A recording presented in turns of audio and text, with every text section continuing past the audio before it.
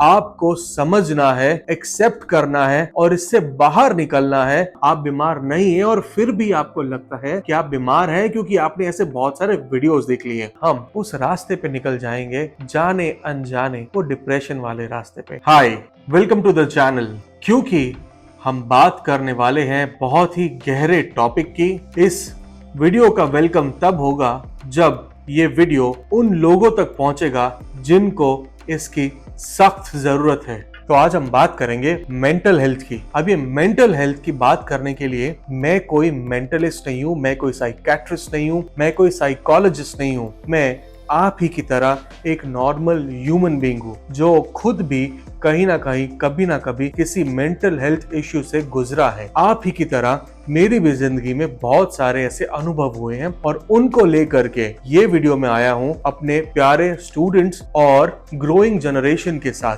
ताकि वो ये वीडियो देखें और समझे मेंटल हेल्थ क्या है। ये वीडियो उन पेरेंट्स के लिए भी है जो अपने बच्चों की मेंटल हेल्थ को समझना चाहते हैं और जो कोशिश करना चाहते हैं उनको सपोर्ट करने का। अब मेंटल हेल्थ क्या है ये मैं नहीं बताने वाला। एंजाइटी, डिप्रेशन, टेंशन, ये सारे बड़े बड़े टर्म्स आपने ऑलरेडी पढ़े हैं। बहुत सारे वीडियोस ऑलरेडी इस पे उपलब्ध हैं जो बताते हैं कि हमारे देश की मेंटल हेल्थ का क्या हाल है। मैं उस पर जरा भी नहीं फोकस कर रहा। मेरा फोकस इस वीडियो में सिंपल होगा, कुछ ऐसे सिंपल सॉल्यूशन जिनसे आप अपनी मेंटल हेल्थ को सुधार सकते हो। और ये वीडियो खास करके उन लोगों के लिए है जो ये सोचते हैं कि वो मेंटली बीमार हैं। सो सबसे पहले आपको समझना है, एक्सेप्ट करना है और इससे बाहर निकलना है इस बीमारी से जो आपको लगता है कि आपको ये लग चुकी है। देखो, मेंटल हेल्थ ऑफ कोर्स बहुत इंपॉर्टेंट है। कहीं ना कहीं कभी ना कभी हम सबके साथ कुछ ना कुछ ऐसे अनुभव होते ही हैं जिंदगी में कि हमें फील होता है कि हम शायद डिप्रेस्ड हैं, शायद हमें एंजाइटी है, कहीं भी हमें ऐसे लगता है हमें पैनिक अटैक्स आते हैं। लेकिन आजकल ये कुछ ज्यादा ही दिखने में आ रहा है।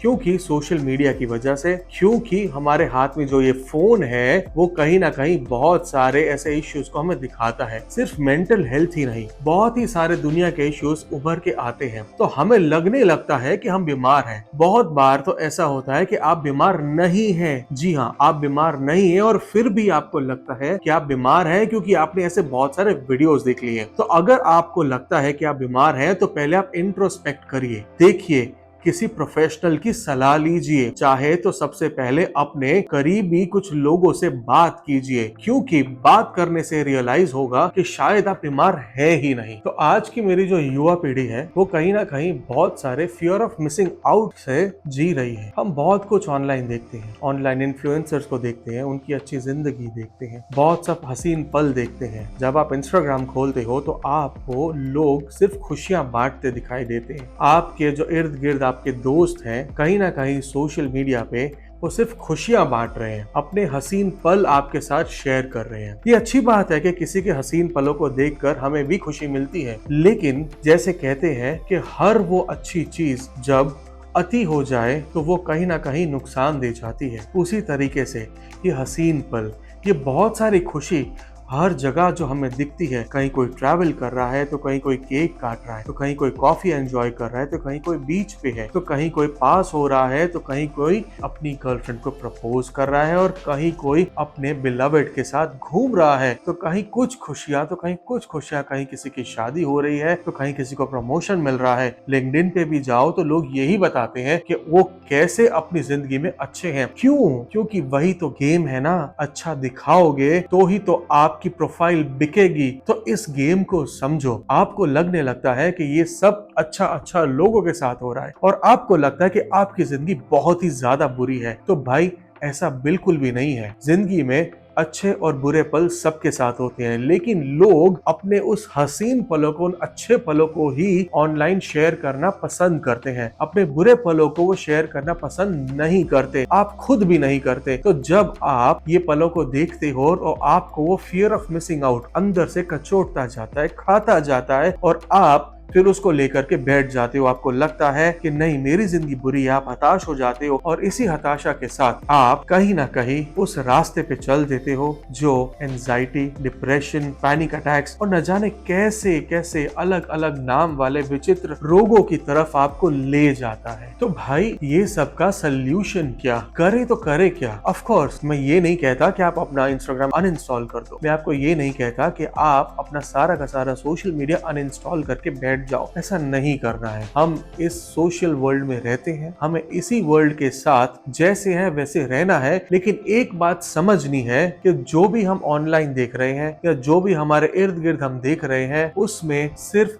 हाफ ट्रूथ है। यानी मैं सिर्फ इतना कहूंगा कि जो आपको दिख रहा है वो पूरा सच नहीं है, तो उसे देखो, खुश हो। किसी की खुशी में आप खुश होगे तो उसमें कोई गलत बात नहीं है, लेकिन उस खुशी को लेकर के अगर आप अपने दिमाग में बिठा लोगे कि आपकी जिंदगी खराब है तो ये गलत है। आपकी जिंदगी में भी हसीन पल हैं, सिर्फ आपको देखने की जरूरत है, सिर्फ आपको अपने नजरिए को उस तरफ ले जाना है। आपको ढूंढने हैं अपने जिंदगी के हसीन पल और उन हसीन पलों को दुनिया के साथ शेयर करो ना करो कोई फर्क नहीं पड़ता, लेकिन परेशान मत हो। अब बात करेंगे कुछ ऑनलाइन इन्फ्लुएंसर्स की। हाल ही में मैं एक व्लॉग देख रहा था और मैंने देखा एक ऑनलाइन इन्फ्लुएंसर को लगभग 3-4 लाख रुपए के बहुत सारे गिफ्ट्स मिल गए। अब इसे देख करके शायद आपको हताशा हो, जेलसी हो, अच्छा लगे, बहुत कुछ लगे, आपको लगे कि आपकी जिंदगी कितनी बुरी है, लोगों की जिंदगी कितनी हसीन है कि ये बहुत सारे गिफ्ट किसी को मिल रहे हैं, बहुत सारा ऐशो आराम किसी को मिल रहा है। कुछ लोगों ने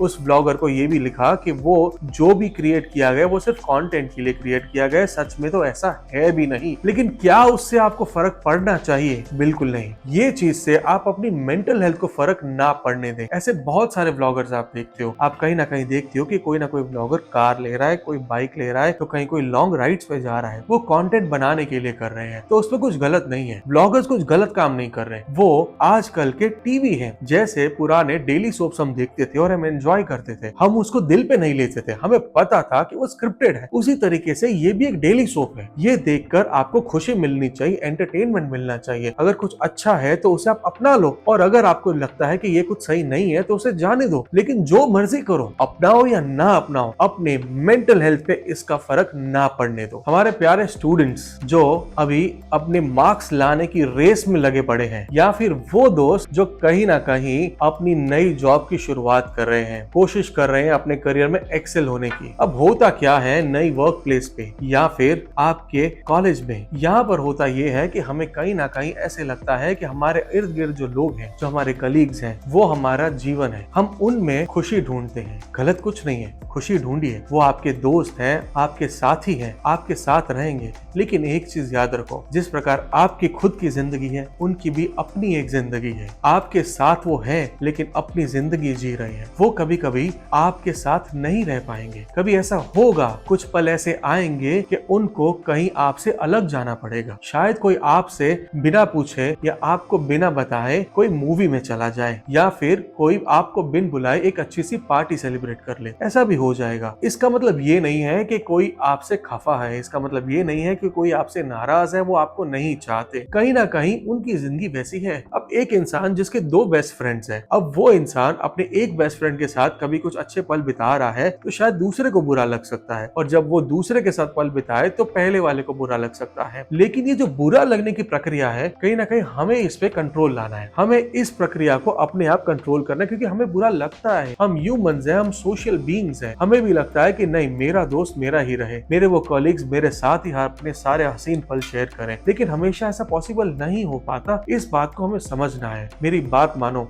होगा क्या कि जब आप अपने 30s क्रॉस करोगे ना, ऑटोमेटिकली जब आपकी फैमिली होगी, आपकी आगे की जिंदगी होगी, रिस्पॉन्सिबिलिटीज होगी, तब आपको ये जो पुराने पल थे जिसपे आप हमेशा खफा हुआ करते थे, आपको इस पे हंसी आएगी। आपको लगेगा कि आपने कैसे बिहेव किया था। जब मैं भी आपकी तरह एक स्टूडेंट था, कहीं ना कहीं मुझे भी लगता था कि मेरे दोस्त मेरे साथ रहे, मुझे भी बुरा लग जाता था। लेकिन ये चीजों को ज्यादा कभी सर पे नहीं आने दिया, क्योंकि अगर इसे हम हमारे मेंटल हेल्थ पे ऊपर लेकर आएंगे तो कहीं ना कहीं हम उस रास्ते पे निकल जाएंगे, जाने अनजाने, वो डिप्रेशन वाले रास्ते पे, उस एंजाइटी वाले रास्ते पे, उस बुरे रास्ते पे जो हमारी मेंटल हेल्थ को कहीं ना कहीं खराब कर देगा। सो भाई, ये वीडियो की सीख सिर्फ इतनी है कि जब भी आपको कोई परेशानी हो, मन में कुछ दुविधा हो, तो सबसे पहले तो आप कहीं किसी से बात करें, अपना दिल खोलें। आपको दिल खोलने के लिए हमेशा किसी दोस्त की जरूरत नहीं है। आपके दोस्त आपके माँ बाप हो सकते हैं, आपके घर में आपका भाई, आपकी बहन वो हो सकते हैं, या कोई भी वो इंसान जिससे आप बोल सको। और आपको दिल खोल के बहने देना है, बोल देना है। कभी कभी आपको ऐसा लगे कि कोई परेशानी है तो किसी के साथ डिस्कस कर लो।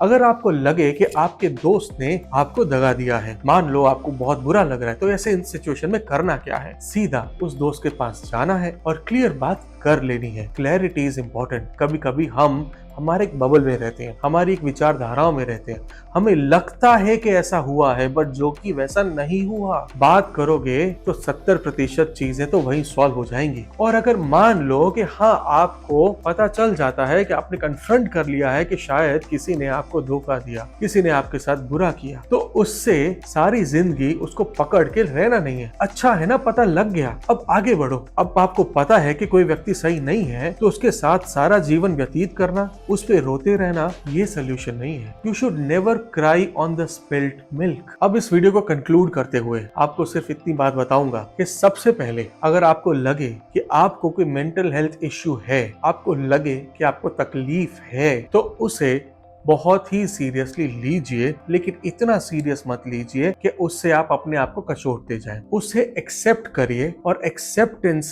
50% प्रॉब्लम का सल्यूशन है। एक्सेप्ट करके उसके सल्यूशन की तरफ जाएं। सबसे बेहतरीन सल्यूशन क्या है? Venting out. बोले, जाए, किसी से भी बात करें, चाहे तो किसी अजनबी से ही सही। I know it is difficult, हम किसी से भी बात नहीं कर सकते। हमें लगता है डर कि कहीं किसी को कुछ बोलेंगे तो वो मेरे खिलाफ यूज तो नहीं करेगा। लेकिन एक बात सोचो, कोई आपकी बातें आपके खिलाफ यूज करे, उससे ज्यादा खराब ये है कि आप डिप्रेशन में उतर जाएं, उस प्रॉब्लम में उतर जाएं और अपनी मेंटल हेल्थ खराब कर ले। तो कभी कभी इट इज ओके, बड़बड़ करके खत्म करो, कुछ फर्क नहीं पड़ेगा, आपका मन हल्का हो जाएगा। सो एक्सेप्टेंस, और उसके बाद बोलना। कोशिश करें उनसे बात करने की कि जो आपके नजदीक है और आपको सोल्यूशन दे सकते हैं, और नहीं भी दे सके लेकिन आप उनसे बोले, क्योंकि जब आप बोलते हो कुछ प्रॉब्लम को, आपको सोल्यूशन खुद में खुद मिल जाता है। और इसके बाद थर्ड वेरी इंपॉर्टेंट पार्ट, वो क्या है? आपको फिक्र नहीं करनी। ये दुनिया अच्छे और बुरे